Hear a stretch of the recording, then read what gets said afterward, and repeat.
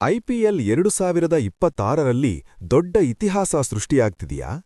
ಎಲ್ಲಾ ತಂಡಗಳಿಗೂ ಭಾರತೀಯ ಕ್ಯಾಪ್ಟನ್ ಮಾತ್ರ ಇರ್ತಾರಾ? ಇದು ನಿಜನಾ ಅಥವಾ ಕೇವಲ ರ್ಯೂಮರ್? ನಮಸ್ಕಾರ ಸ್ನೇಹಿತರೆ, ನಮ್ಮ ಚಾನೆಲ್ಗೆ ಸ್ವಾಗತ. ಇವತ್ತು ನಾವು ಐಪಿಎಲ್ 2026ರ ದೊಡ್ಡ ಸುದ್ದಿಯ ಬಗ್ಗೆ ಮಾತನಾಡೋಣ. ರಿಪೋರ್ಟ್ ಪ್ರಕಾರ ಈ ಬಾರಿ ಹಲವಾರು ತಂಡಗಳು ವಿದೇಶಿ ಕ್ಯಾಪ್ಟನ್ಗಳನ್ನು ತೆಗೆದುಹಾಕಿ ಭಾರತೀಯ ಆಟಗಾರರ ಮೇಲೆ ನಂಬಿಕೆ ಇಟ್ಟಿವೆ. ಉದಾಹರಣೆಗೆ, ವಿರಾಟ್ ಕೊಹ್ಲಿ ಮತ್ತೆ ಆರ್ಸಿಬಿ ಕ್ಯಾಪ್ಟನ್ ಆಗಬಹುದು ಎಂಬ ಸುದ್ದಿ ಬಂದಿದೆ. ಇನ್ನೊಂದು ಕಡೆ ರೋಹಿತ್ ಶರ್ಮಾ ಬಗ್ಗೆ ಮುಂಬೈ ಇಂಡಿಯನ್ಸ್ನಲ್ಲಿ ಬದಲಾವಣೆ ಆಗಬಹುದು.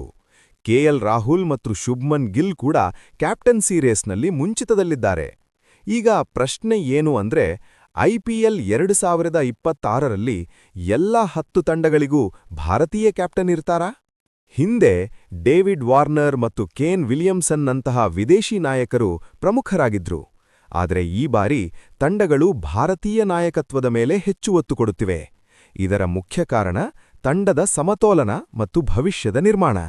ಇದು ನಿಜವಾದ್ರೆ ಐಪಿಎಲ್ ಇತಿಹಾಸದಲ್ಲಿ ದೊಡ್ಡ ಬದಲಾವಣೆ ಆಗುತ್ತದೆ. ಫ್ಯಾನ್ಸ್ ಕೂಡ ಇದನ್ನು ತುಂಬಾ ಎಕ್ಸೈಟ್ ಆಗಿ ನೋಡ್ತಿದ್ದಾರೆ. ಆದರೆ ಇನ್ನೂ ಅಧಿಕೃತ ಘೋಷಣೆ ಬಂದಿಲ್ಲ. ಹಾಗಾದ್ರೆ ಇದು ಒಂದು ಸ್ಟ್ರಾಂಗ್ ರ್ಯೂಮರ್ ಮಾತ್ರ. ನಿಮ್ಮ ಅಭಿಪ್ರಾಯ ಏನು? ಕಮೆಂಟ್ ಮಾಡಿ ಹೇಳಿ. ಇಂತಹ ಐಪಿಎಲ್ ಅಪ್ಡೇಟ್